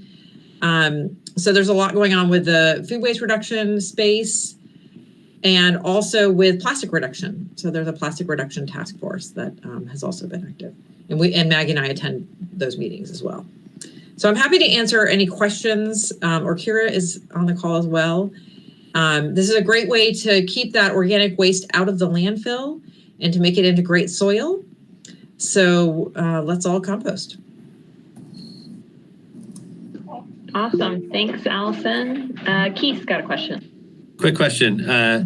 With the registration, is there a limit to the number of people that can participate? And if a household is participating, does everyone in the household have to register, or is it just one per household? Okay. One per household. And I'm not sure about the limit. That might be a Kira question. This is a pilot program, so we want to show enthusiastic participation. It's meant just for your household scraps, not for like massive amounts. Kira, do you want to chime in? Sure. Yeah, it is a pilot. I think you answered that exactly correctly. We don't have a set limit right now. We are exploring expansion and replication options in partnership with the county and trying to land on what that looks like in the short term and in the long term. We do have a limited number of kitchen countertop bins, and we hope to be able to re-up that collection with support from the Natural Resources Defense Council Food Matters grant project. But there may be a lag in availability of those totes. But we hope to be able to expand the program once we're able to demonstrate the need and interest from our community. Thank you both. Tim, you got a question? Yeah, just a quick question. Wondering what kind of maybe research was done of who this would be intended for versus doing your own composting in your yard. Would it be people mainly living in apartments, or because I know there's probably a carbon footprint just associated with bringing this food scraps. Yeah, Kira can handle that one too. Sure. Yeah, you're absolutely right. And that's why we're really doing collaborative outreach between the Backyard Composting Initiative and the Food Scraps Drop-Off Program, because if you are in an area where you have access to the ability to backyard compost or to compost at your community garden and you can walk there with your little bin, super. And we know that household food waste is our largest contributor to our food scraps going into the landfill. So we want to be able to serve the whole community. And we understand that many people live in multifamily units or are renters and don't have the ability to install backyard compost and or live in high bear traffic areas and don't feel safe doing backyard composting. And so this is an alternative and certainly not in addition to backyard composting. And that's why the Greenworks workshops are helpful, because then you can explore all those options. But if you feel like you don't need the workshop and you just want to go ahead and get your bin, you can just register. So there are two avenues to participate. Great, thank you. Chris, you have a question? Yeah, quick question. As someone who has had many lessons learned about composting in my backyard, do you guys have dedicated resources who will help manage this on a weekly, monthly basis, especially making sure there's enough carbon in there so you don't scare everyone away with the smell? That is a really good question and an important distinction. The food scrap drop-off is actually being serviced by a commercial compost operation, Danny's Dumpster. So it's really just a collection point. Because if you're backyard composting or composting at the community garden, you can run into all sorts of issues when you're managing your carbon, your nitrogen, your balance, and your moisture. And it's a little bit of mad science. And so we are not composting ourselves as a city, but we are offering the service as a food scrap drop-off program. I get it. Okay, thank you. Sure. Awesome. This is an exciting program. Can't wait to participate. Okay, so next on the agenda is old business, which we don't have anything on the agenda. However, Amber brought it to my attention that we can add an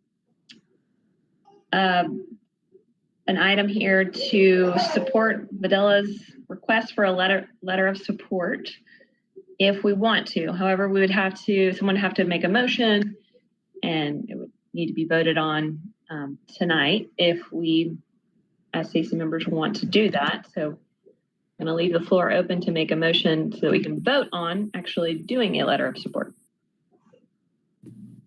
Before that happens, you would need to make a motion. Oh, she just dropped off. I think she was going to say make a motion to add it to the agenda. Oh, yes. Sorry, I didn't realize I touched my computer. Yeah. So first step, if you would like to do this, you need to make a motion to amend the agenda and add the letter of support that Vidilla inquired about, and you can add that to old business. Can I make a comment before we make that motion? Yeah. So I want to, as Maggie and I are the subcommittee, I just want to check in with Maggie there and see if we want to wait a little bit before this letter, because there was some collaboration with the Urban Forest Commission, and there were certainly concessions made. I think some of you kind of alluded to that in your questions, because dropping down to a 5% amount is a big drop, and some members of the Urban Forest Commission were trying to get that number to 7. But if we're all okay with what Vidilla presented, I don't know if we need to like split hairs at this point. But I just wanted to point out that it took us 9 months because we really went around and around about a lot of this stuff. Yeah, it's not an easy problem to solve. I remember, I was involved in the early discussions, and I think they're really trying to do great work with very limited options, and it becomes one of trade-offs. And where do you get the most impact for what you can manage to incentivize? Because obviously the state legislature is not going to help us at all. Can I jump in just for my own part? This has all kind of hit me cold, and it looks good on the face of it. But I guess I'd feel more comfortable, seeing text of the letter and thinking about this a little more before before we went ahead and made any firm decisions. Maggie? Allison and I have another meeting with the UFC on Monday, and I would feel, can you guys hear me? Mm-hmm. Okay. I would feel more comfortable having that meeting now that everything has sort of been finalized, and just clarifying some things with them, and then drafting something up. And I realize that their deadline is sort of November 3rd. So that's before our next meeting, but maybe we can figure something out, Anna. I don't know what that process looks like, but if we could draft something up for next week and then maybe circulate that somehow, even if it's not a formal, a less formalized letter, I don't know, but I would feel more comfortable waiting until that next meeting happens. Okay, Amber said I can inquire about the process. Yeah, I mean, we can vote on it, like, as Stacey can vote that we trust Allison and Maggie to write a letter of support that we all can get behind, or not vote it at all. Keith, you had something to mention? Just a question maybe for Amber also. I always thought that we had to have a public comment period if we're voting on anything. So and this seems new and sudden.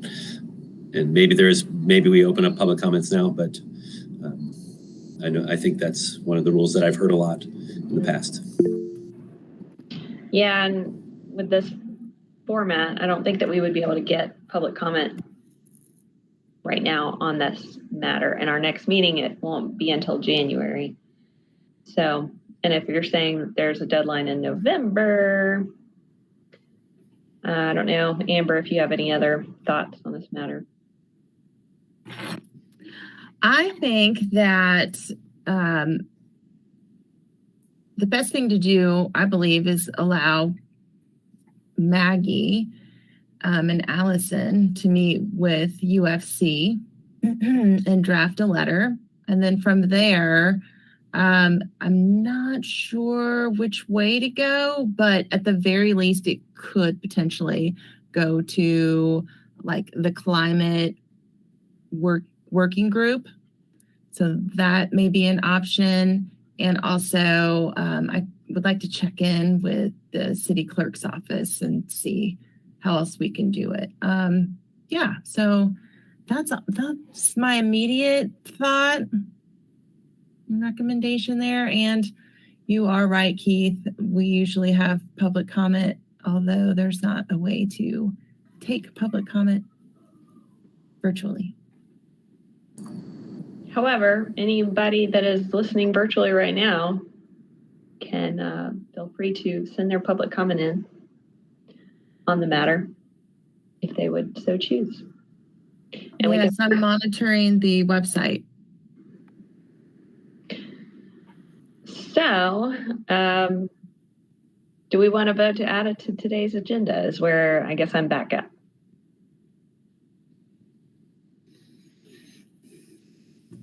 No. I'm happy to make a motion to add to the agenda a vote that allows Maggie and Allison to write a letter that we will determine the fate of after we hear the rules. Well spoken, Keith. Thank you. Is there a second?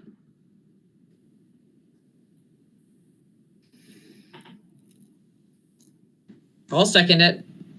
All right, Allison. Okay, so I'm going to quickly go down the list to see how everyone votes, whether to add this to the list to determine later. Anne. Yay or nay? Aye. Aye. Okay. Maggie. Aye. Yay. Tim. Yay. Keith. Yay. Chris. Yay. Steve. Yay. Allison. Yay. And I'm also a yay. Okay, so we're adding it to today's agenda. Then we need to also get a motion to allow Maggie to draft a letter, at which point we will determine its fate, as Keith eloquently put it. Is there a motion to vote on that matter?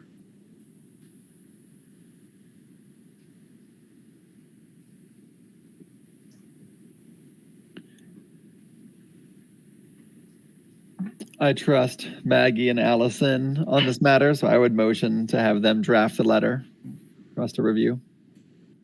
I'll second the motion, although I don't know how we get to review it, Chris. That's the challenge. We don't have a way to virtually review stuff, so we'll see how far it goes. Yep. Right, and as Amber said, she's going to get with the clerk's office to make sure we're doing everything correctly. So if we're not doing it correctly, then it's not going to go very far. So we can rely on that mechanism to prevent us from doing anything. I wonder if we can vote without having discussion, which I think we can. I think if we have something that comes out by email and we don't have discussion about it, but simply have a vote about it, that might be legal. At the very least, it can go to the climate working group, says Amber. Okay. Yep. All right. So I'm going to run down the list again to vote to either approve or not. Maggie and Allison drafting a letter of support that can go to the climate group to also review And then from there, we'll decide what to do with it. Okay, Anne. Aye. Maggie. Aye. Tim. Aye. Keith. Aye. Chris. Aye. Steve. Yay. Allison. Aye. And I am also an aye. Okay. Next item, number 5, is new business. Coming up is our annual report. It feels like we just did this. I'm going to be contacting each working group again, like I did last year, and email you all a template. It'll be the same pretty much template that was sent out last year for you all to help me fill out, and then I'll compile it all into an annual report that is due pretty sure January. Forgot to look at that date. So we have a few months to work on this, but just keep that on your radar, and I'll be keeping in touch with you all on that. I felt like I saw a hand go up. Keith, hand, yes. Are we meeting in, is that the plan? December 15th? Sorry, you broke up. Are we meeting in December? We are not meeting in December. Apparently, we're not meeting again until January, where we would then vote. Wait. No? Amber? Well, we're having a gathering in Yes. December. You want? So we're planning on doing a gathering in December in lieu of our meeting because we can't meet in December. We're trying to get back on schedule. Yes. So we'll begin, meeting our first meeting in January, but wanted to also, typically in December, we don't have a meeting due to the holidays. Usually it falls, the December meeting falls within the holiday schedule where people are out of town. So chatted with the chair and the vice chair and thought it would be a good time just to have a social gathering. And some more information will be coming out. Correct. However, that won't be a voting meeting, just a social meeting. And yeah, like she said, we will be sending out details about that. Are there any other questions? Any other news? Good news. Loving this weather. Hope you guys are. We have a water quality and air quality conference next Thursday and Friday. I'll send you details. There's some interesting stormwater speakers and EV fleet speakers, among other things. Awesome. Great. All right. Well, we are 2 minutes past due. I'll let you guys go. Thank you so much for all your participation. Great work, everyone, on their presentations, and looking forward to seeing you all in December in person. And thank you to the Office of Sustainability, Kira, Amber, Bridget, Peggy. I think she just jumped off from the city. Was all here. We appreciate everyone. Thank you so much. Thank you, Anna. Thank you. Thank you, Anna. Thanks, Bye, everyone. Bye-bye. Bye.